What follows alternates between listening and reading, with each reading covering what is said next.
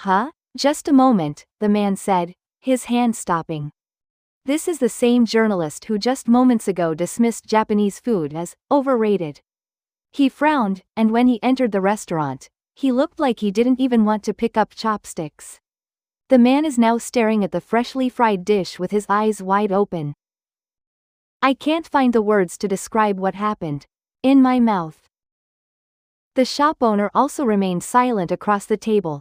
The interpreter who was accompanying them also exchanged glances. Just one bite. Can a person really change this much with just one bite? You'll find out why later. If you're interested, please subscribe to the channel. The man slowly took a deep breath. Then, with a small, disbelieving expression, he mutters, "Did I not know about this?" At that moment, the atmosphere in the shop changed. But it wasn't just my sense of taste that was truly ruined. The reason he hated Japan. Even the solider things deeper inside were now beginning to shake and rattle. He was in a bad mood from the start. It seems the conclusion had already been decided even before stepping through the shop's curtain. Honestly, Japanese food culture is overrated. This is a low, definitive statement from a journalist who has traveled to various countries and seen countless dishes. I know both Michelin and street food stalls in back alleys. That's exactly why, she said. It looks delicate, but the taste is monotonous. They're just good at relying on the source material and directing it well, the editor, who was with me, said with a slightly troubled smile. But today we're going to an izakaya Japanese pub. Relax your shoulders. The man shook his head. That's the problem. Everyday food is the essential thing. There's no point in a shop that's just for tourists. His gaze traced around the store. Wooden counter. A well-worn menu sign. A steaming kitchen. I acknowledge the cleanliness. But there shouldn't be any surprises, he said, and sat down in his chair. Even the way he sits, as if he's preparing himself. Takes a sip of hard water. The sound of the glass being placed down is a little loud. The shop owner bowed slightly. Welcome. A short silence. The man opened the menu, then immediately closed it. Recommended is fine. It's all the same anyway. The shopkeeper's hands paused for a moment at those words. But he didn't say anything in return. He simply nodded quietly and returned to the kitchen. The sound of oil gets a little louder. A crackling sound, in a steady rhythm. The man crossed his arms and lowered his gaze. In places like this, the atmosphere is what drives the food. So discussions about the taste become ambiguous, the interpreter sighed softly. But what if I'm wrong? The man answered immediately. I will write at that time. But the possibility is low, he said emphatically. There is no room. That certainty slightly dampens the mood. Soon, the first dish is brought to your table. Steam and fragrance. 香り. But the man still didn't look up. The warmer the food, the easier it is to mask imperfections, I muttered, reaching for my chopsticks. There is a slight hesitation in my fingertips. It was only for a fleeting moment. But no one noticed that moment yet. Something is about to begin within him. His name is Mark Levin. A journalist known for his international news column. I've seen battlefields, conflict zones, and the dark side of corporations. Cut with numbers and facts. Not emotions. That's the kind of person he is. That's why, while his attitude today seemed consistent, there was something unnatural about it. Since entering the store, he hasn't looked at his surroundings even once. Yet he is observing them. But I haven't received it. The laughter of a regular. In the walls photographs. Kitchen rhythm. Everything is merely a subject for evaluation. The female interpreter quietly says. This shop is famous locally. There are more locals than tourists. Mark nodded briefly. Then all the better. The phrase, it shows everyday life, is an affirmation. But her expression remained unchanged. That's a face that doesn't affirm it. The editor tries to change the subject. I was really looking forward to this project. Comparing everyday dishes from different countries. Mark replies, swirling his glass. It's not a comparison. Verification. The way he said, whether the myth is true or not, created a slightly tense atmosphere. The interpreter maintains a smile. What are some examples of Japanese mythology?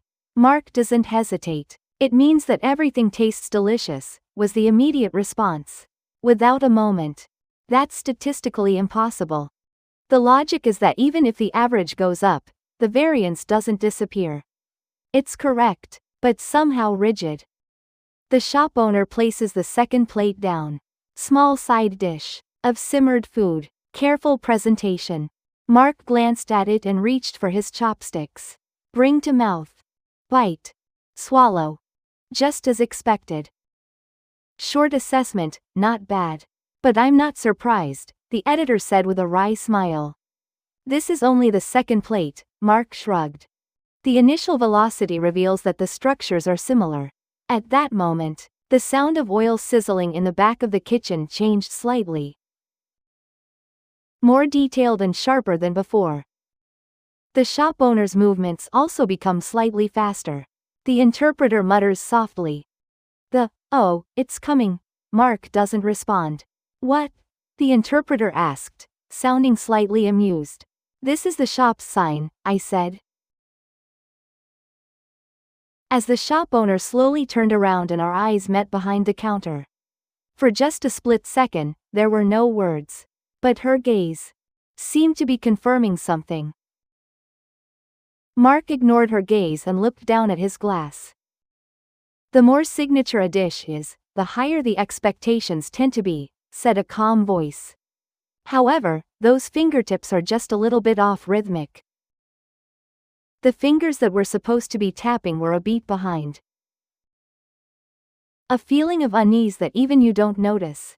It was beginning to spread quietly. Soon the plates will be brought to your table. Golden. A white substance oozes out from the crack. Steam slowly rises. The sounds inside the store fade away for just a moment. Mark looked up for the first time. And then, just a tiny bit, their eyebrows move. Changes so subtle you might not even notice them. But something definitely bothered me. The moment the plate was placed down, I felt like the temperature of the air rose slightly. Golden garment. From the cut in the center, a smooth white liquid slowly oozes out. The crab meat is scattered in red. The steam rises thinly and quietly. There is almost no sound now.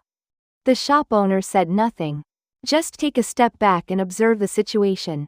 The interpreter explains in a low voice. This is a crab cream croquette. On this store's sign. Mark interrupts. Is it fried food? There was a slight difference in tone of voice. Oil evens out the flavor. The gaze that blurs the evaluation is still on the plate. But it's not the same dismissive look as before. A slightly cautious, measuring gaze. Add richness with the cream. That numbs the tongue with temperature. It's designed to be delicious for everyone, the logic continues. However, there is a brief pause before the sentence is finished. The editor, unaware of his own lag, replies with a laugh. So, that's exactly the optimal solution for everyday life, Mark said with a short sigh. Optimization takes away the element of surprise, he said, picking up a knife. A small clinking sound as it hits the plate. The blade enters the garment. A crisp, dry sound. The next moment, the contents begin to flow out.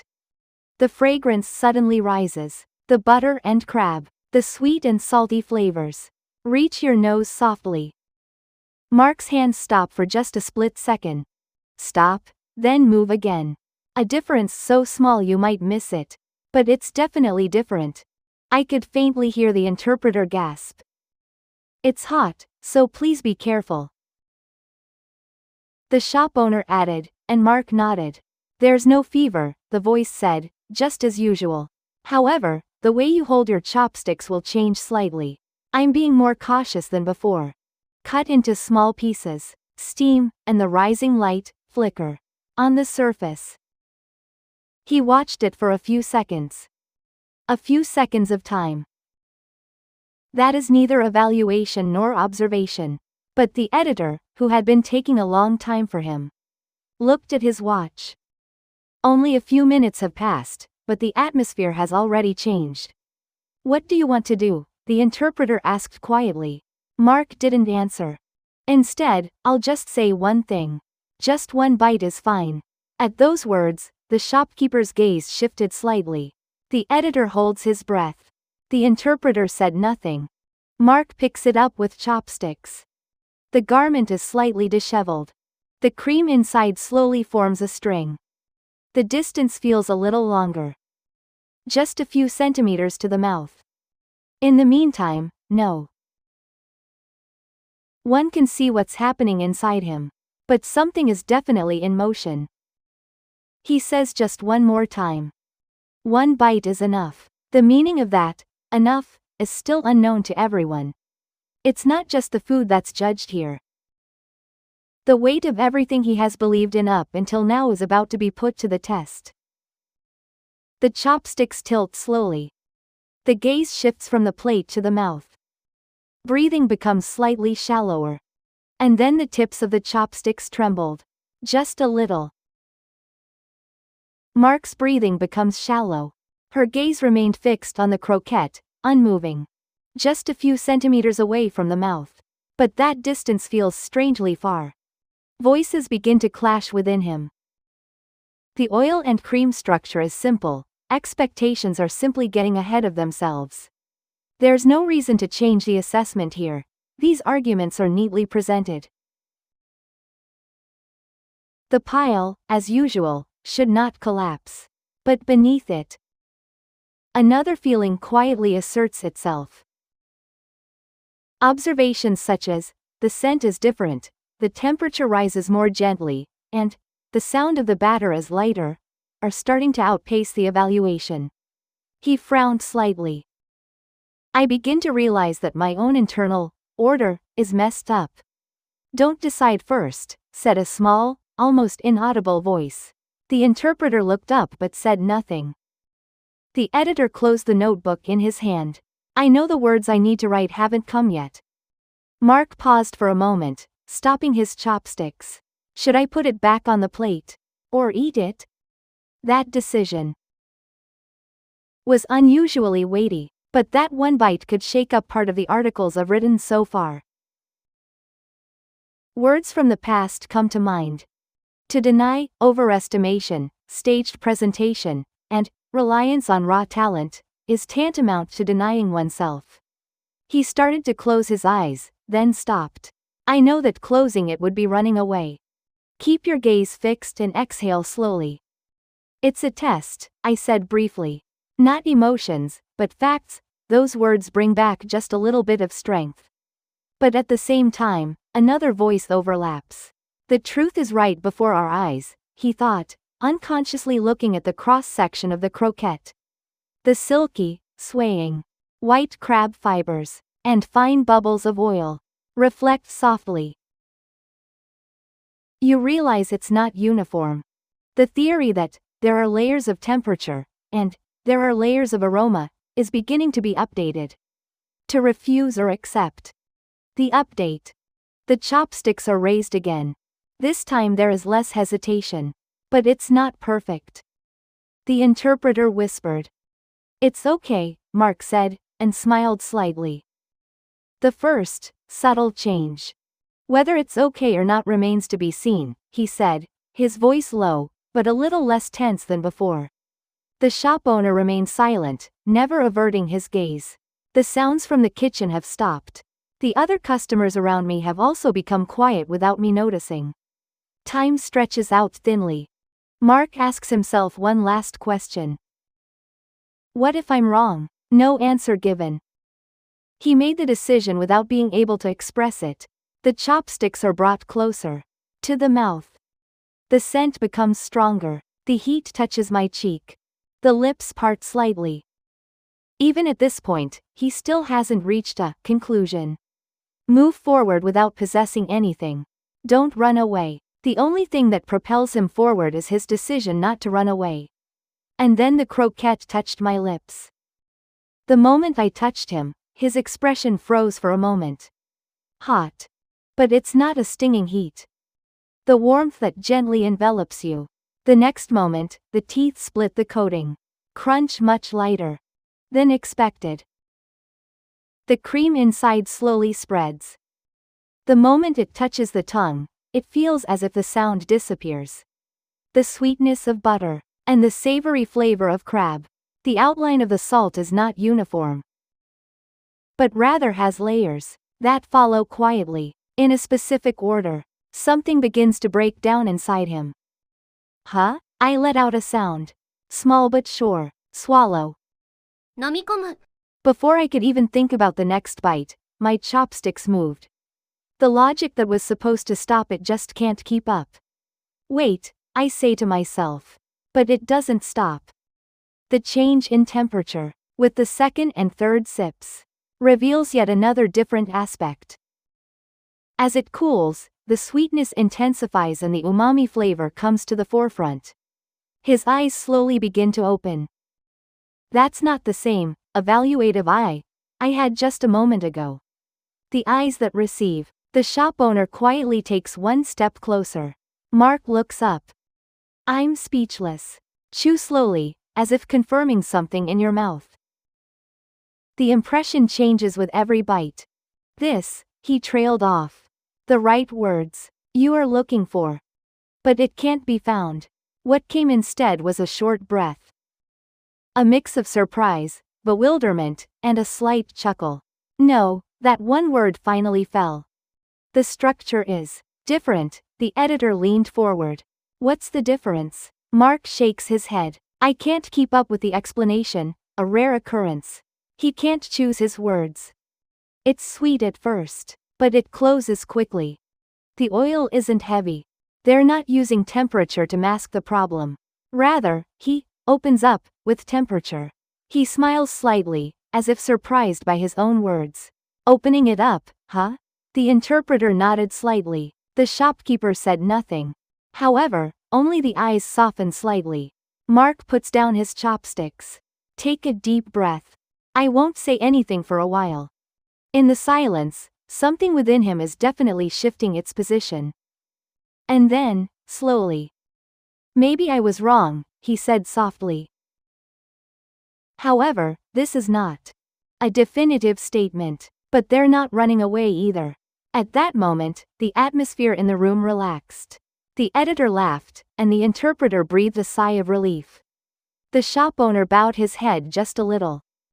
Mark looks at the croquette again. This time, I'm not evaluating with the same eyes as before. But with a look that's closer to respect. And then, continue in small increments. I didn't think it would change this much with just one bite. At that point, his gaze slightly turns towards the camera. The words continued quietly. If you found these kinds of stories about moments when people in shops change resonate with you, we'll continue to bring you more, so we'd be happy if you subscribed to our channel. The tense atmosphere from earlier slowly began to dissipate. No one raises their voice. However, the temperature will definitely change. The editor chuckled softly. I've never seen that expression on your face before, Mark said, momentarily taken aback, then quickly gave a wry smile. That might be the case, the interpreter continued. Until just now, he had a judging look on his face, Mark said, nodding briefly while still staring at the croquette. Ah, I hadn't received it. Those words were also directed at myself. The shop owner quietly places the next dish down. Next up, grilled food. A savory aroma gently spreads. Mark naturally raised his gaze. He doesn't have the same stance as before. This too? The interpreter asked. The shopkeeper simply nodded. It's just my daily routine. The short reply marks slowly repeat the words. Everyday life. The word, which was merely a subject of investigation just moments ago, begins to take on a different weight. Is this what everyday life is like? He picked up his chopsticks and took a bite without hesitation. This time it won't stop. He exhales softly and nods. I won't say I understand. But, searching for words, after a short pause, continue. It's true that we underestimated it, the editor wrote, opening his memo. Shall I write it? Mark shakes his head. I'll write, but I'm not in a hurry. His gaze is fixed on the plate. We don't want to ignore this. Slowness, the interpreter smiled. Slow? Mark nods. The meaning changes once it enters your mouth. I've been dismissing this time difference as error, until now, he said, looking at his hands. My fingertips, which were stiff just a moment ago, are now moving naturally. It's not an error. This is the main part. The shop owner listened in silence. His face hasn't changed, but the tension in my back has eased a little. The other customers also returned to their casual conversations. The sound of chopsticks, the sound of glasses, the rhythm of everyday life returns. But Mark is the only one standing in a slightly different position. He turns his attention to the interpreter. What did you just say? The interpreter asked, tilting his head. Which one are you talking about? Mark thought and repeated. It's okay, the interpreter said with a smile. Yes. Mark also has a slight smile. That wasn't about cooking, the interpreter said, without adding anything. However, the editor nodded. And shrugged slightly. So, what's the title of the article? Mark thought for a moment, then didn't answer. Instead of saying, it's too early, I slowly brought another bite to my mouth. There's a pause in that movement that wasn't there before.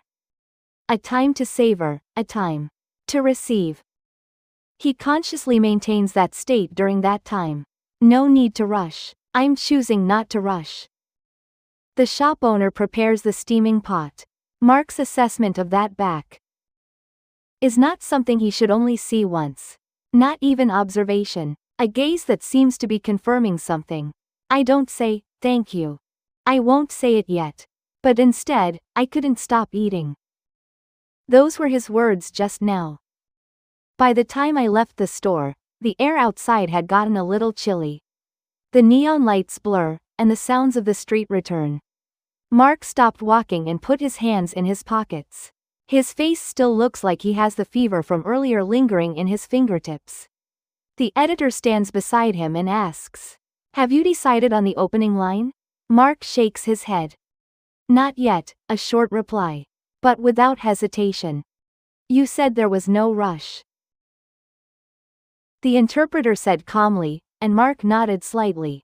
When I put it into words. It seems to lose its meaning. Pause for a moment. How'd I capture that pause in my writing? His gaze stretches into the distance. Across the street, the Norin curtain of another shop sways in the breeze.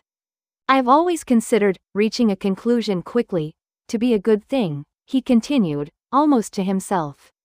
But it was the other way around just now. The conclusion came late, the editor laughed. That's unusual, Mark said, smiling slightly. Yes, he said slowly. Perhaps we were discarding those who were late to arrive, the interpreter asked. What about now? Mark doesn't answer immediately. I took a notepad out of my pocket and opened it. I closed it without writing anything. I'll go eat there again. There's no explanation for just saying that. He still hasn't given the reason. But that one word carries a different weight than before. The three of them start walking. The light from the shop I was just in remains behind me. Don't look back. Walking without looking back. The footsteps slowly synchronized. The night air feels a little softer. Where do people change? Is it a major event? For a long time. Or maybe just a bite?